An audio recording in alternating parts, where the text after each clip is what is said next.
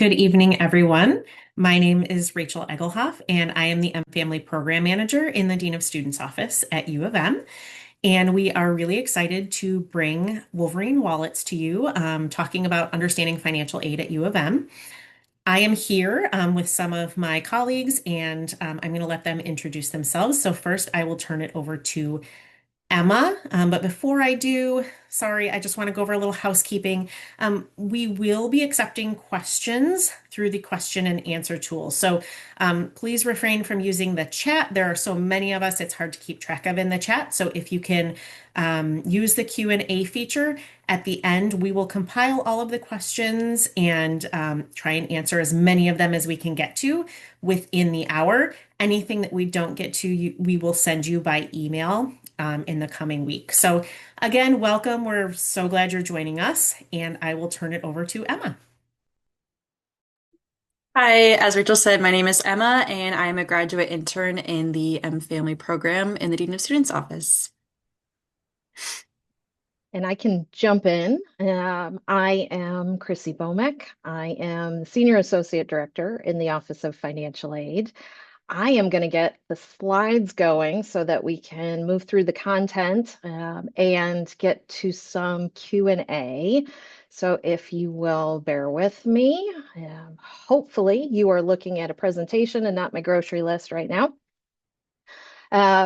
As I mentioned, I'm Chrissy Bomek.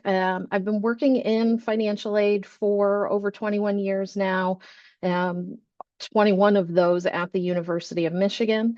I also teach in the College of Literature, Science, and the Arts as an adjunct lecturer.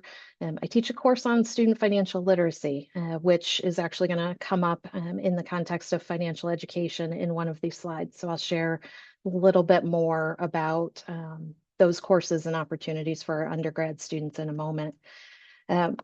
In terms of my plan today, we're going to cover some really broad basics about financial aid, including what is it, focusing on the three pillars of aid as I think about them: educational cost, applying for aid, and funding. I'm going to talk a little bit about the financial education tools at University of Michigan, the opportunities we provide our students, and round out the conversation with some tips and maybe some frequently asked questions. Since this is being recorded, and honestly, anytime I talk about financial aid, I always emphasize the importance of change. The federal, state, institutional guidelines that drive financial aid rules, regulations, funding opportunities are in flux. And now in particular with budget bills going through federally and at the state level, we see a lot of change happening almost on a daily basis. So the content that I'm going to cover is accurate as of 6:28 this evening when I took a look at things. But I cannot say beyond that it will remain accurate at all points in time. So I do just want to say that this is a field, it's a landscape that's in change, and want to respect that with the comments. To get us started, there seems to be a lot of definitions about what is financial aid, but it really is very basic. It is simply any money used to pay for school. We can narrow that down into types of money, but financial aid very generally is really focused on providing resources to pay for educational expenses while a student is pursuing a credential, a degree at an institution. And coming from that very broad definition, we need to think about kind of what does that mean on a technical level. So these are what I think of as the pillars of financial aid, the three pillars. There is cost of attendance, applying for aid, and then the different types of funding. And we are going to drill into each of these to talk about them in more detail. So to get us started, cost of attendance is a core feature of understanding educational expenses and also student resources. Cost of attendance is really meant to capture what it costs for a student to survive at that institution for the academic year. We have both direct costs, things that are billed to the student account, like tuition and fees. If the student's living in dorms, that includes housing and food, but also indirect costs, things that are not paid to U of M and yet incurred by a student and a family. These are things like books and course materials, supplies and equipment. Transportation, maybe it's coming to campus and going home for holidays. Miscellaneous personal expenses. You're not paying U of M for toothpaste, but I really hope somebody's paying for toothpaste. And that is the reality of existence. And so when financial aid is looking at educational costs, we're really focused on this holistic understanding of what a modest student budget looks like. And I want to emphasize modest. Student choices can change the exact expense for any individual, but we're trying to capture on average what is an undergraduate student incurring for living expenses and all of these different things. There are required components in the cost of attendance. Cost of attendance as a phrase is part of the legislation behind federal student aid. Required components are the tuition and fees, the housing and food, those books, course materials, supplies and equipment, transportation, and personal expenses. There are also some other components that go in there based on a situation like dependent care expenses if the student themselves has a dependent, loan fees if the student is borrowing loans. These are required components. And when you're looking at costs from school to school, for example, maybe students comparing graduate schools, really focusing on that cost of attendance will allow you to get a good picture of what the overall student experience is going to look like. Because tuition and fees are just a little part of it. Living in Ann Arbor costs a very different amount than living in Adrian, Michigan, or living in New York City. And so all those other expenses need to be factored in. But we're doing our best to get the standard budget. Individuals can have costs that are different for them, especially if a student's living outside of dorms. If a student is incurring expenses that exceed our standard costs, we can look at those additional expenses on a case-by-case basis and see if adjustments are possible. Adjusting that cost of attendance to reflect what is actually being spent creates additional eligibility for families to explore other funding, be it loans or maybe a private scholarships coming in to help with the cost of a computer or something along those lines. It's not an automatic adjustment. It is a request process, but students are welcome to talk to the aid office about those additional expenses and their additional needs because of those expenses. I have here what the cost of attendance is for this academic year at U of M. This is for an undergraduate lower division, so first year sophomore students in the College of Literature, Science, and the Arts. Tuition costs will be different based on school and college, but this is assuming full-time enrollment, just to give you a sense of how these different categories break out. You can see living expenses for in-state and out-of-state is the same. We're estimating about $16,250 for the academic year. It's about half in fall, half in winter. And then you can go down that list to get a sense of what are those other expenses, leading us to a full fall-winter cost of attendance for an in-state undergraduate lower division student, about $38,500. And for an out-of-state student, the difference being tuition expenses, they're just over $84,000. Now, this is fall and winter only, so our two standard terms. If a student decides to stay on campus and enroll in either the spring mini term, the summer mini term, or the entire spring-summer period, that is a different period of time that has its own unique cost, tuition, and all of these other categories. This is always going to focus on that fall-winter, one academic year at a time. Comparing costs can be a little bit tricky and overwhelming. And so I did want to just provide two tools that can be helpful when you're thinking broadly about educational expenses.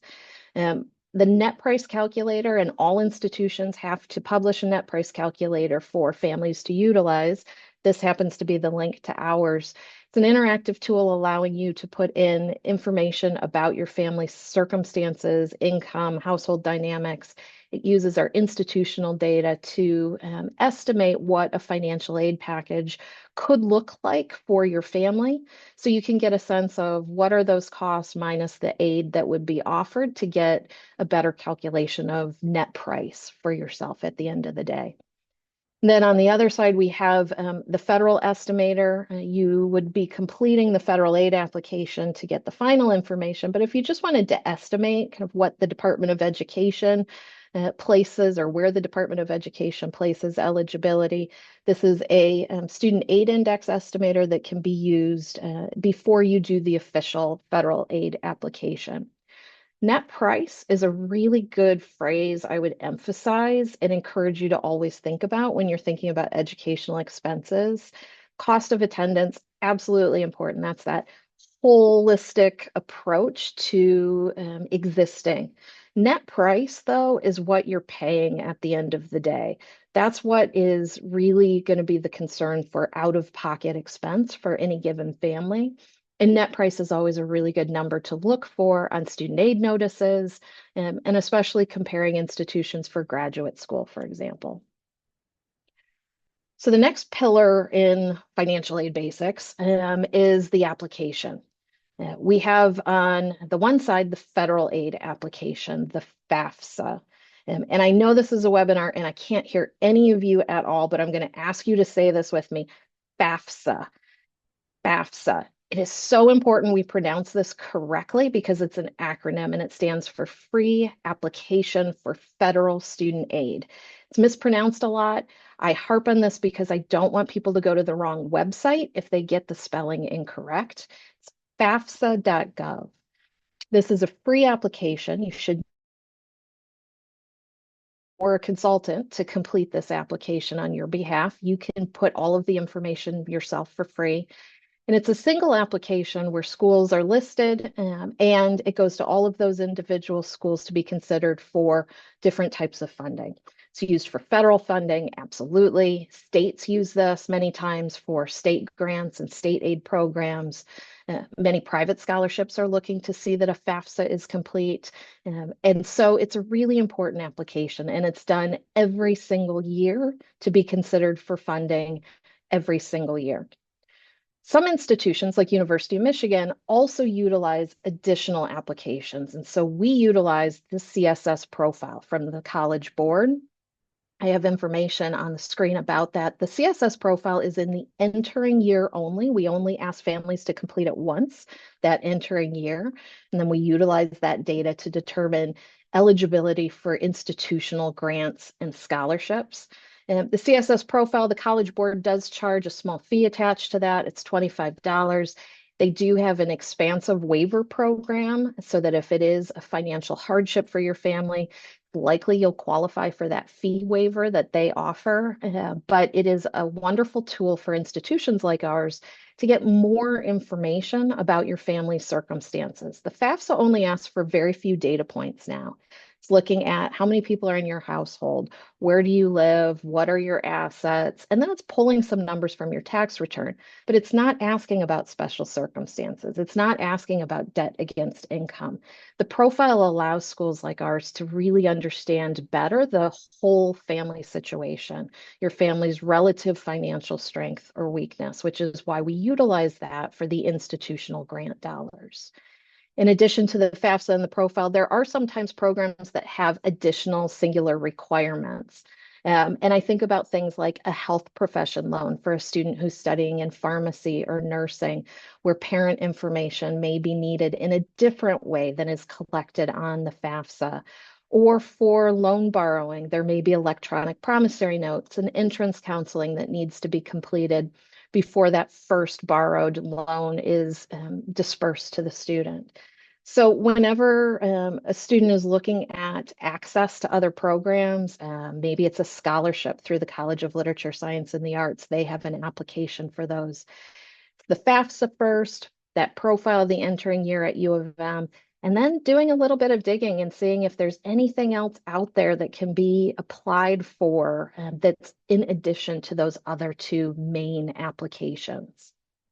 Some errors to avoid on those applications, and we see this frequently.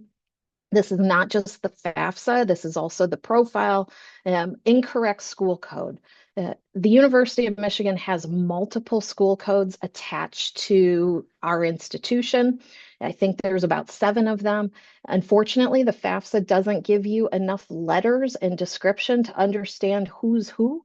It just is all some variation of University of Mi or Univ of Michigan or some other version of that.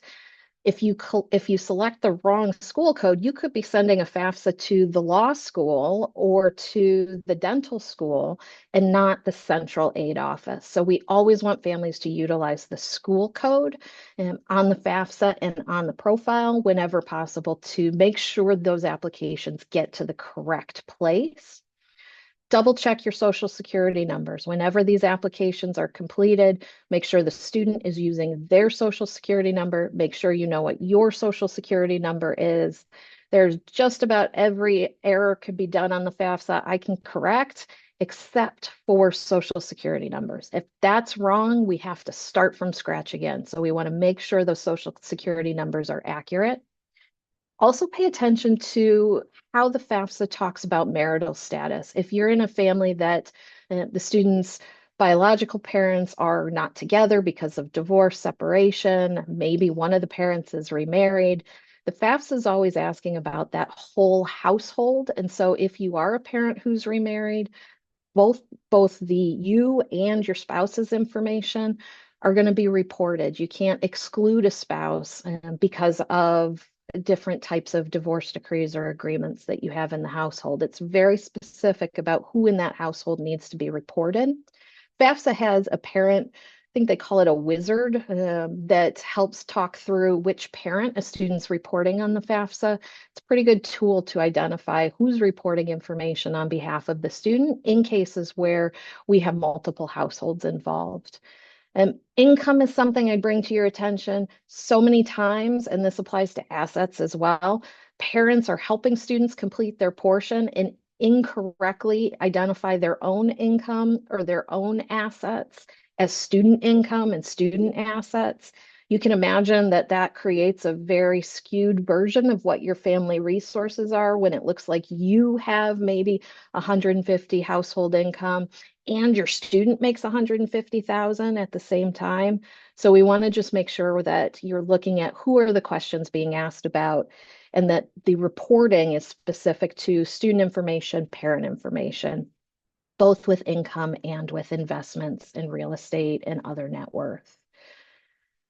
So when we're looking at aid eligibility, we start with that cost of attendance, that budget. The FAFSA and the CSS profile, those applications are used to calculate eligibility for different aid programs by giving us a need analysis. The need analysis with the FAFSA is called the Student Aid Index. With the profile, it's called the Expected Family Contribution. Core to financial aid, federal aid, is this belief that it's a family's responsibility to pay for education and not the taxpayers, first and foremost. And so those aid applications, that need analysis is first and foremost figuring out what is your relative ability to pay for education. So when we're looking at financial aid, starting at those costs, first and foremost, we're subtracting out that calculated index. What can the family presumably be able to cover? If the students got scholarships and other support, those are being subtracted out as well. And the final amount there is what's called calculated need. The goal of financial aid is always to fill as much of that need as possible. For in-state students, undergrad students, U of M is committed to meeting the full calculated need. So doing this math, that cost of attendance minus that family contribution equals need. Out-of-state students, because tuition costs are so high, we're not able to do the same thing, but we are trying to meet as much of it as possible. And need is a finite number. That math is not personal, it's just math, but it does restrict the amount of funding that we can provide. I used to refer to need as a pie, but this late at night, it just makes me really hungry. So I went with a box metaphor instead. So think of need as a box, a self-contained box. It can't be overflowing. We use scholarships and grants, things like work study to try to fill that entire box of need. And then once that's filled, the box is closed. Nothing else can get in. That student aid index is floating out there. That's not part of the need. That's in addition to what's being covered with other resources. So if we have need fully covered, if that box is closed, if everything's full and another scholarship suddenly comes in, we've got to open that box and we've got to make space by adjusting something. First, we're going to adjust the least desirable type of funding. So if the student had a subsidized loan, we would replace that loan with the new scholarship money. If the student didn't have a loan, but they had federal work study, we would replace that employment expectation with the scholarship money.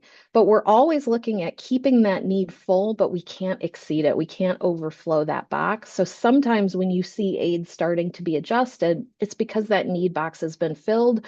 More resources have come in. We need to make space somewhere. And we're going to try to start with those least desirable types of funding first. But again, that student aid index, that family piece, that's always outside of this math. That's always in addition to what we're able to cover with that need. So that brings us to a bigger discussion about funding. Funding with financial aid really can be broken down into three types. We have free money, we have earned money, and we have borrowed money. Simple as I can make it. Everything fits within those three, I would argue. I do have a website link, a URL here, so you can learn and dig into a little bit more about these three types. So feel free to do that at any point in time because I'm just going to cover it at a high level. Free money, scholarships, and grants. Those words really are interchangeable. Sometimes scholarships have a merit component attached to them. Grants tend to be more need-based, but the reality is that for many of these programs, merit's a piece of scholarships, need may be a piece of scholarships, grants may be looking at need only. It doesn't really matter what word you use attached to it. It's all free money, and that's what we want to maximize first, foremost, and always. And free money takes work. It takes work to look for initially, and it takes work to continue to look for throughout the educational journey. And so it is something to focus on and remember to think about at every point in a student's academic career. Earned money really does limit itself to the federal work study program. There are jobs on campus, temporary jobs on campus that any student can get. So I guess that's earned money as well. But the financial aid piece of this is federal work study. For a student, federal work study is just a part-time job. They get the job, they work the hours, they get the paycheck, they use the paycheck. That's work study for a student. On the employer side, those student wages are being subsidized by this federal program. So the employer's only paying a piece of what those wages are. That student's cheaper for them to employ than another part-time student. So federal work study students tend to get access to more jobs on campus because more units can employ students with limited budgets of their own. So you see students getting jobs with research, you see students getting jobs in academic units, in labs, and libraries, all over campus with this work studies program. And it's because their wages are being subsidized through the federal funding, and the employers can afford to hire more that way. Students get to use that paycheck for those personal expenses and anything else they need. It's not going to help for that bill, but it will help for those other indirect costs. And then finally, we have borrowed money. Borrowed money is loans. And there are different types of loans. We have the federal student loans. We have private student loans. We have federal parent loans. We have private parent loans. But when we talk about borrowed money, it is still financial aid. Still an investment in education, still a resource used for educational expenses. And it is a type of resource that can help with that student aid index. So where I say that it's the family's responsibility first, and need-based aid can't help with that. Loans can help with that family responsibility. So that can be one way that your family can get additional support for those out-of-pocket costs if those are something that you need assistance with. So some tips with scholarships, understand them. Is it scholarship one time? Is it renewable? And if it's renewable, what are those requirements? Does my student have to maintain a GPA? Is it full-time only? Something like the Go Blue Guarantee is full-time only, so they better be full-time. Do they have to maintain a specific major or stay in a specific degree program? Also thinking about, is the scholarship specific to tuition? Or can it be used for other educational expenses? That helps with the budgeting of what those costs are going to be overall. Never stop searching for scholarships. Our returning students or continuing students sometimes rest on, well, I did it my first year, now I'm done thinking about it. No, it's a constant process. Look at the schools and colleges. Our financial aid website, that URL that was just on the other page, you can go to the scholarship section and we post applications out there. Our application process will start usually around November 1st for the next academic year. There's also in Wolverine Access a My Scholarship profile that a student can complete so that we can look at eligibility for different types of funding that's available on campus. These are all additional actions a student can take to make sure they're maximizing that free money that's available to them. And then we have just general campus scholarships that may not be specific to their school or college, but are there for things like emergencies. Emergent situations, are things like the car is broken into and the laptop is stolen, maybe, or there's a fire in the room and we need to replace something. It's not tuition and fees. It's not those standard direct expenses.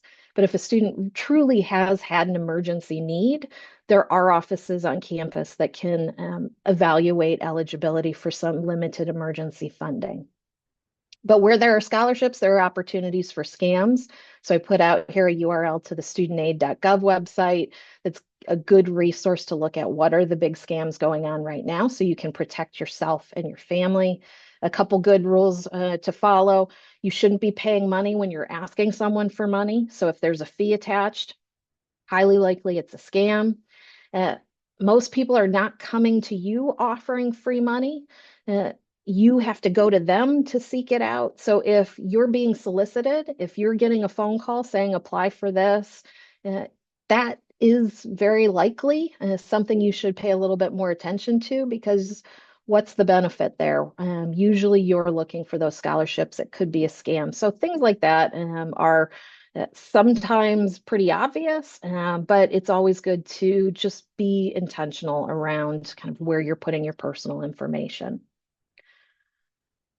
At some point in their educational career, our students move from dorms to off-campus situations. This is a question that comes up in financial aid quite a bit. What happens to my financial aid when I live off campus?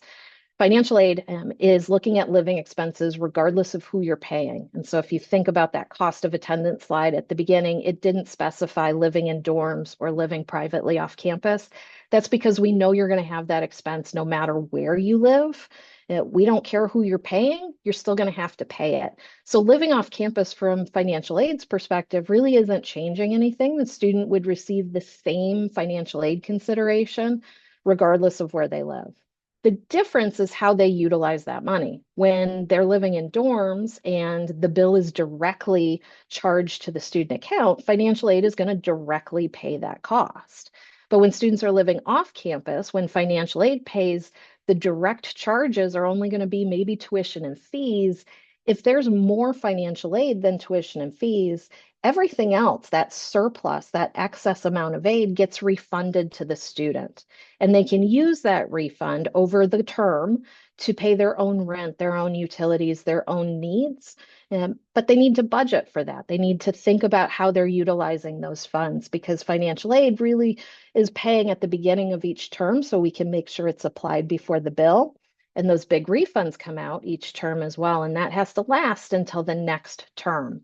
It's also important to say that financial aid is only looking at that academic year, and leases tend to be 12 months. So if we're looking at living expenses for a 9-month period and the student's going to be here for the summer, we're not looking at funding that summer period. The student's going to have to make other arrangements to pay for rent and utilities and those expenses over that summer of non-enrollment. And all of this really does require some support for budgeting. And we want to make sure students aren't out there not knowing how to utilize their money, not being strategic. And so, University of Michigan, the financial aid office, we've started some financial education initiatives. We call it Financial Savvy. We now have 4 courses going, and I've got the financial education website up here if you want to learn a little bit more about it.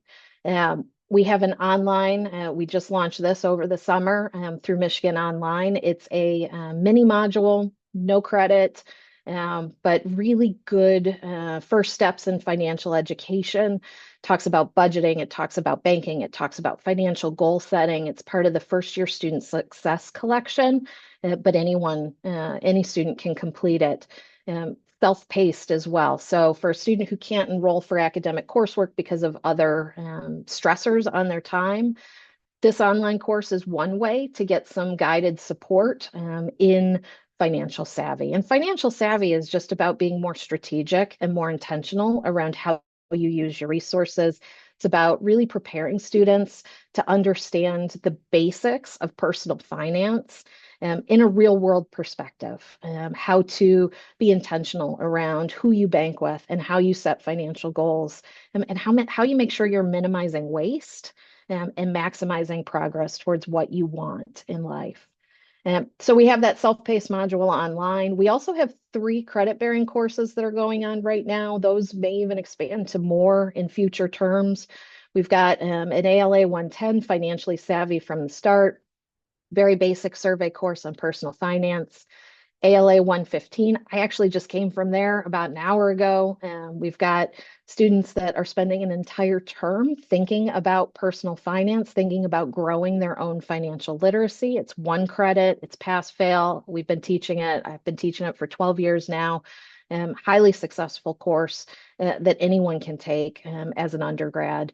And then we have a more advanced course. ALA 215 is really looking at what do you need to know post-graduation, insurance, thinking about retirement, thinking about comparing jobs, those types of more advanced topics. 115 isn't a prerequisite for 215, but it does build. All of these are set up to build in information so that students feel more in control and more confident in their own ability to use their money. If a student doesn't want to enroll, if the student's a grad student maybe, and we don't have grad classes yet, cashcourse.org, we have a University of Michigan portal for them. The access ID is on here. Cashcourse.org is just an entire online platform. It's modular based, and it provides tools and resources for a variety of financial literacy topics, everything from credit to funding graduate school. It's much more individual, personalized, and a great resource for all of our University of Michigan students. And then we do have individual one-on-one student meetings. Students can set up an appointment on our financial education website.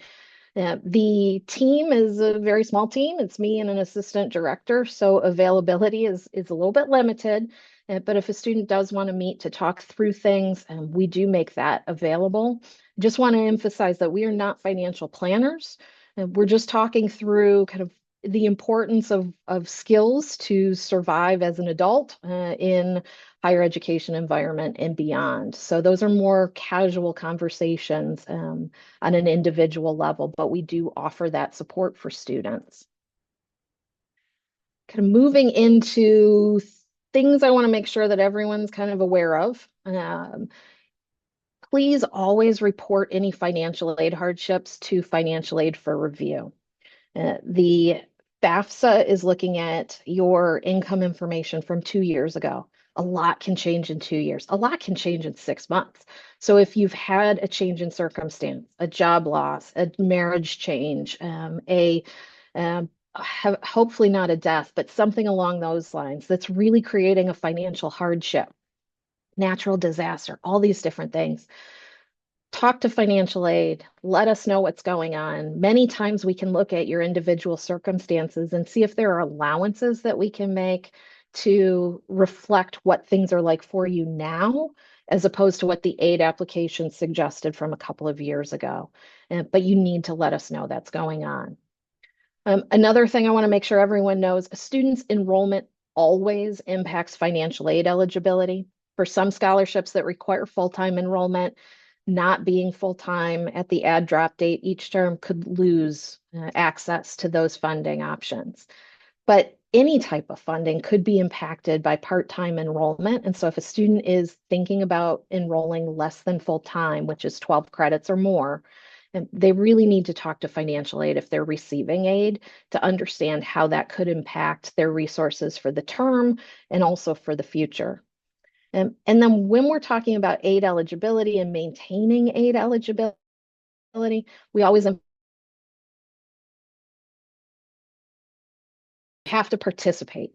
You need to show up, you need to submit assignments, you need to engage, and that's required to retain your aid. It's not enough to put the class on your schedule and never show up and never do anything. You don't earn aid for that type of interaction. You can only retain your aid if you've actually engaged in the coursework throughout the term. And so it's always important that we emphasize participating actively in class. It's not just important for your degree program, it's also important for retaining financial aid eligibility. Parent and family authorization allows a student to approve anyone, to access their billing or financial aid information. The student must consent to our office sharing information with you. They log into their student business account in Wolverine Access. They go to the parent family authorization section. They list your name, they list your relationship, they list your email. If that is not done, financial aid cannot share information with you. The student has to say, are we communicating with you general content or are we giving you specific account information? This is true on the billing side of the house, but also the financial aid side of the house.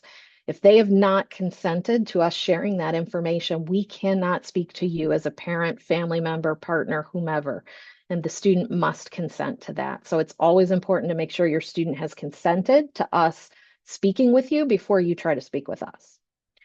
There are emergency funding options on campus. I referenced this briefly earlier. And talking to the aid office is one way to start looking at what those resources may be. Talking to schools and colleges, CEW Plus, Dean of Students. There are some other offices on campus that really have limited but intentional emergency programs for truly unique situations. The university also has a short-term loan program that students can look for on Wolverine Access. It's up to $500. This is a 90-day interest-free loan. This is what I think of as a Band-Aid, where more money is coming or another solution is coming. It's not really an emergency situation, but they just need a little bit to get through. And the 90-day loan lets them take out up to $500. They can apply for it online. They can get it within 1 to 2 business days. They have to repay it within those 90 days, but if they do so, zero interest, zero fees. It's just a short-term resource that can help in a really emergent situation and get them money quickly. And I don't think all students realize that's there, so I like to mention that. And then for our international students, there's limited point to provide guidance if you fit into that category or your student fits into that category. There are restrictions on funding that's available to international students. The vast majority of aid that the institution offers are for those students who are eligible to complete the FAFSA, and that includes what our office is able to offer. So I know I spoke quickly. I don't think I breathed. But with that, I think I'm ready for questions. I'm just going to leave this up here a hot second longer in case anyone wants that contact information, and then I'm going to stop sharing so that you can see me a little bit better. Thank you, Chrissy. Absolutely. We will start with questions. Again, my name is Rachel. I'm the MFamily Program Manager for those of you who joined a little bit later. And if you have any questions, please use the Q&A feature. We will go through as many questions as we have time for tonight before 7:30. And the first one, Chrissy, you touched on how financial aid works for students living off campus. Can you mention again just a little bit about the refund and how that works for students who are living on campus versus off campus? Absolutely. And I talk about financial aid pillars in that order really intentionally because understanding that cost of attendance in those direct versus indirect expenses is key to understanding this process. In all cases, financial aid that's offered is going to pay the U of M student account first. We want to make sure those direct expenses are paid as much as possible. And so whatever is billed on that student account, financial aid is going to pay towards. So tuition and fees, when a student's living in dorms, it's going to pay those dorm costs, it's going to pay the meal plan. Those are directly billed expenses. That sequence of events doesn't change when a student's living off campus. It's just the charges that are different. So if a student moves off campus, their tuition and fees are still billed on their student account. Their financial aid is still going to pay that bill at the beginning of the term. If they have more aid than the charges, doesn't stay on the student account, the excess money gets refunded. And the student can use that refund for whatever their needs are. Now, if a student needs that money for rent and for utilities, we're hoping they're budgeting that for rent and utilities. The expectation is that budgeting that for rent, utilities, living expenses. And so it's really that timing of beginning of the term, aid is going to pay those direct costs, whatever they may be, and anything left over gets refunded. When a student lives off campus, that refund could be larger because it's there to help with the living expenses. Now, if the financial aid isn't enough to pay the charges, your family may still owe money for tuition and fees and have to cover the rent and things out of pocket. But if the aid exceeds those directly billed costs, that excess amount is refunded each term, and then the student, it's up to them, which is why we try to give that wraparound financial education support, because traditional 18, 19, 20-year-old student getting a $10,000 refund, that's a little scary. It's up to them to budget that for the term. So hopefully that answered the question. I think so. Thank you. The next question is specifically for grandparents. Are there resources available for grandparents who are either raising their student or who have adopted their student? So those are two very specific scenarios. The FAFSA and the profile for that matter asks the student to report an adoptive parent information. So if an adoption has happened, whomever the adoptive parent is, whether it's a grandparent or someone else, they're reporting their information on the FAFSA. If it's not a situation where there's an adoption that's been completed, if it's a situation where maybe it's an informal guardianship, maybe there's a legal guardianship even, those cases do not require grandparent information to be reported. It's only the adoptive parent. Now, in a case of a legal guardianship, if that determination, that court order was made after the student was 13 at any point, that student's independent for financial aid, so no one is reporting any other information. In the case where it's an informal relationship, maybe there's even a power of attorney, but it's not a legal guardianship or a legal adoption completed. Parent information, natural biological parent information is still going to be required. So if that student's unable to get the parent to complete their information, that student needs to talk to financial aid because there may be other circumstances going on where it's unsafe to contact the parent, unable to contact the parent, but none of those other circumstances apply. We can work with the student on an individual basis to navigate how those aid applications should be completed and who should be completing them in their case. Great, thank you. The next question I can field, which is this recording going to be available later? And yes, I will pop the YouTube channel into the chat, but the conversations are all recorded and uploaded to our MFamily YouTube channel to watch later. The next question is, why wouldn't someone use an expert or a professional to assist in completing the FAFSA? Great question. And ultimately, it's a personal choice. There is convenience of having someone else do it, just like there's convenience of having someone else file your taxes for you. There are cases where your circumstances are more complex, where an accountant makes sense for your taxes, and maybe talking to an accountant when you're completing your FAFSA makes sense as well. But when we're talking about completing the free application, and we compare that to the value of paying someone else to help you complete it, the benefit of advice isn't going to result in changes in eligibility. A financial aid office could answer any questions you have, and you don't have to pay us to answer those questions. There aren't tricks and loopholes that a consultant is going to help you find that we don't know about and we aren't going to call you out on.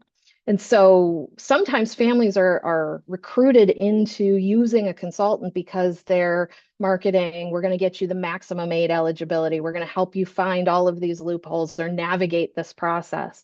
The reality of the federal aid application and all aid applications that we're asking, what is your adjusted gross income? And whether you're telling us your adjusted gross income, the IRS is telling us your adjusted gross income, or someone you've paid $150 to tell us what the IRS says is your adjusted gross income, still your adjusted gross income. So the value of a consultant or anyone else helping just doesn't pan out at the end of the day, but it is a personal choice. There are convenience aspects to it, and I don't want to pretend that that is not an important factor. It's a free application, though, so it makes me really uncomfortable to have anyone pay money to do a free application. Thank you. Is there a due date for the CSS profile to be completed? And if a first-year student has not completed it, should they do that now? There's always due dates, right? So for assuming you already have a student here and they're returning, we want the 26-27 FAFSA. It is open now. It's very exciting for the financial aid community. It's open in October. It was actually open a few days early. We want that done. I would say try to do it by May 1st. I sent out a message to students today, actually, letting them know they should get a jump start on this and get their 26-27 FAFSA done soon. But really doing it between now and May 1st ensures that we have it on record when we start to think about aid for next year over the summer. Our entering students have different deadlines. So those first-time entering students, whether they're a first-year student or a transfer student, those deadlines are earlier because they need to make enrollment decisions earlier, and we have those posted on our website if that's specific to your situation.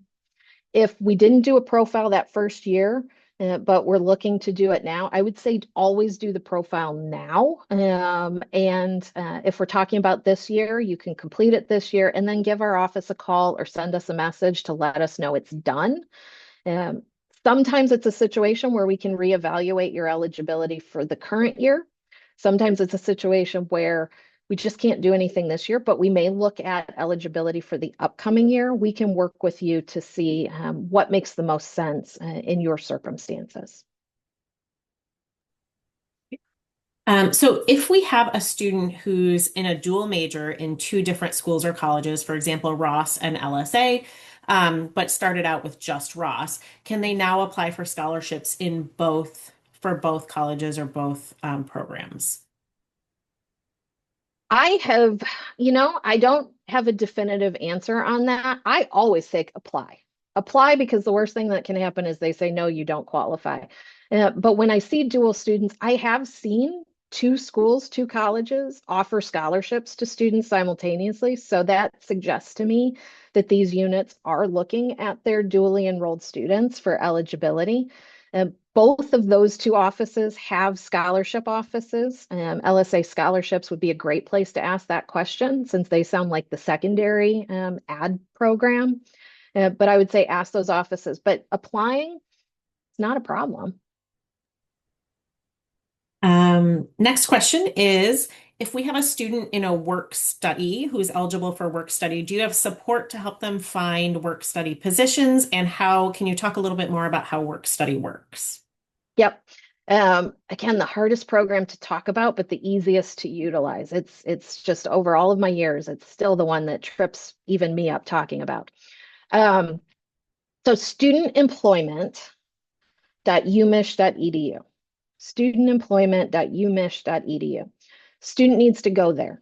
We have job postings on that website. So all campus employers who are authorized to hire work-study students, they submit job postings to studentemployment.umich.edu. Student can go out there and filter through available positions. The positions will give a description, they'll give the wages, they'll give contact information, the application process, and from there, the student applies directly with the employer. The employer then identifies candidates they're interested in interviewing.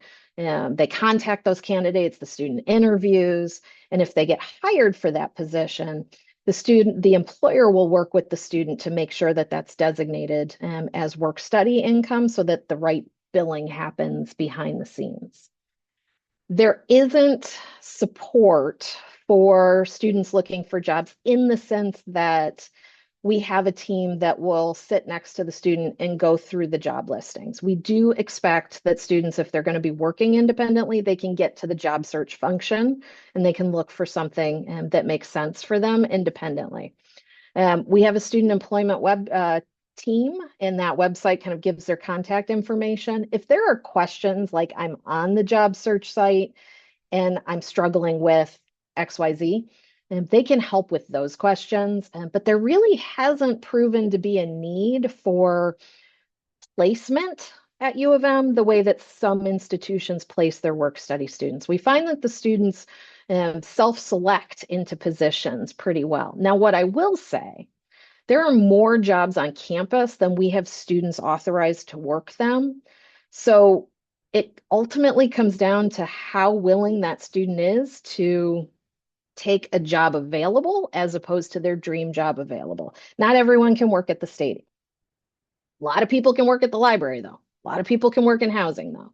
And so, sometimes there are compromises in the type of position that a student decides to utilize, but we do have more positions out there than students to work them. And it's just a matter of putting in that work and kind of filtering through that job listing. And employers are posting constantly. So we've got, big influxes in mid-August and right before the start of winter term. But throughout the semester and throughout the academic year, employers are posting positions. And so students can go out there constantly and look for new opportunities. Thank you. The next question is, if a family experiences a significant financial change, and you touched on this, job loss, change of employment, hopefully not, but a family death, how should the student report that to financial aid, and do they need to do anything with their CSS profile? The answer first, no, nothing needs to be done with the CSS profile. If anything needs to be done, financial aid will navigate that for you. 3 contact methods are most helpful in these situations. And for financial aid, they're equally valuable. So, it's whatever is most convenient and comfortable for the family. Sending us an email, always include the student UMID number. We absolutely need that, or we're going to reply and say, please include the student UMID number. Send us an email. Let us know what happened. Let us know that you're asking to have aid eligibility reviewed. Give us a call. We have aid administrators answering phones. We don't utilize student staff to do that. We can talk through what are the circumstances. Again, you have to be authorized if you're the one calling us, but we can talk through what the next steps are to document that financial hardship and reevaluate aid eligibility. If the student wants to drop in to advising, we don't have appointments, but we do have drop-in Monday through Friday from 8 to 5. The exception is Thursdays. We don't open until 10. But students can drop in and speak with an aid counselor and have that same conversation. There are additional steps that we'll walk through with your family to document that hardship. If it's a loss of income, unemployment, for example, we tend to ask that stretched at least 12 weeks because we want to give you an opportunity to get reemployed. But if that's been over 12 weeks, then we'll work with your family to see if there's any additional allowances and aid eligibility that we can identify. But it just starts with phone call, email, drop-in. You caught me mid-drink. Okay. I know. Okay, next question is if parents have the funds but are planning to use them for retirement, but those funds are not accessible to the student, does that make a difference in their financial aid? So, for example, if the parents have some saving or some assets they report, but those are not available to the student, how does that work in terms of financial aid? Good question. Again, going back to this federal expectation that it's a family's primary responsibility to pay for education. The federal aid application excludes two types of assets. It excludes primary residence, so they don't ask you to report the value of your primary home, and it excludes retirement savings. So something that is in a limited, designated, restricted retirement account. Any other asset has to be reported. There's no question about how you prefer to use that or how you may be earmarking those funds for your own retirement or your own long-term living arrangements. If it's not your primary home value and if it's not in a restricted retirement account, it must be reported. Because it must be reported, it factors into that family eligibility.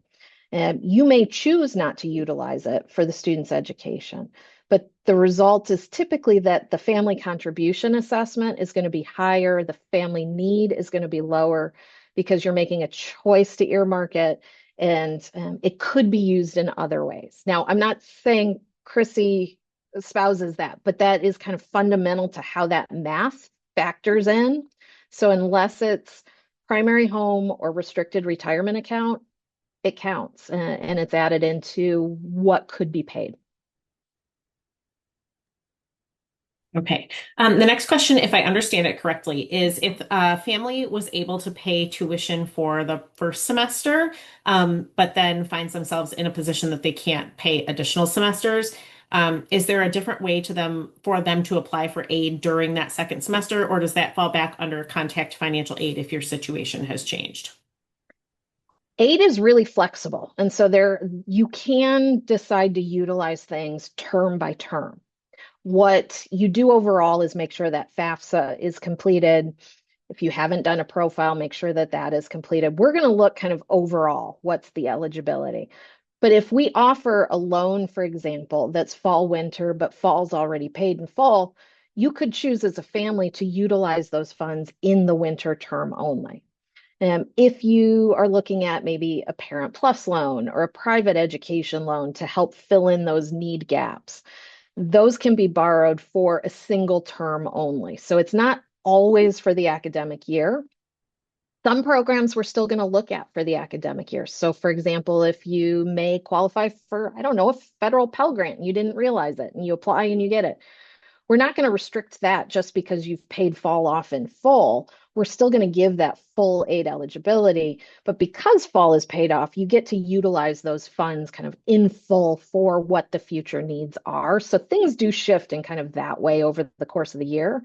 But you can target loans in particular on a specific term based on your needs. And if you didn't need it for fall, but you do need it for winter, borrow them in winter because you don't want that interest adding up any longer than you absolutely need to. It can be that targeted. Okay, I think we have time for one more quick question. And as I mentioned, if your question has not been answered yet, we will answer all of the questions that have been submitted and we will email these out to you within the coming week. So hang tight. I want to be mindful and respectful of everyone's time. So we'll do one more question and then the rest we will answer via email within the coming week. The next question is, are any of the ALA classes taught half semester in case a student is looking for a half semester course? Oh, I got an ALA question. I'm so glad. So the 105, the first of the credit bearing courses, that really is designed for a half semester. Now we are just piloting that this term. So we're kind of feeling out how that's going to work with students, what their interest level is, who's enrolling. That's the course that really is designed for a partial term half semester course. It is likely that in next fall, for example, it's likely we're going to have that in the fall only. as a half-term course, again, for those students who can't commit the full term. But I'll tell you, the 115, also 1 credit, that's a full-term course intentionally, because over the years, we found that students need 4 months to really go through the journey of financial development. Like they start the term, they know everything. They're confident. They don't know why they're taking the course, but they want to learn about credit. They've got it down. And then we do budgets and they're like, yes, I know how to budget. And then we do a few weeks of budgets and they're like, oh, I have no idea what I'm doing with my budget. And the vacation really messed up the plans. And then we've got to build back up to what have we learned and how do we utilize this kind of going forward. So it's really intentional that we have that length of time. It's 1 hour, it's 50 minutes once a week for 16 weeks. That 16 weeks is really the 15, 16 weeks is really the important thing to go on that journey of learning and to really have it stick with the topics that we're covering. Again, we're covering everything from how do you select a bank? Thinking about it more than just who my family banks with, to how do you create a budget, to what does credit mean, to how do you fund grad school. So there's a lot in that period, which is why it's that whole term. Okay, thank you, Chrissy. We are at 7:30 exactly, so I again want to be mindful of everyone's time. I really appreciate you all attending, and I thank Chrissy so much for sharing all this information with us. And we will plan to have another financial aid webinar later next semester. So if you'd like to come again, we'd love to have you. Thank you to Nicole Banks, who is also a part of our MFamily team and in the Dean of Students office is one of our associate deans, and Emma, who is our MFamily intern. So thank you all so much, and we hope to see you again on another webinar. Take care.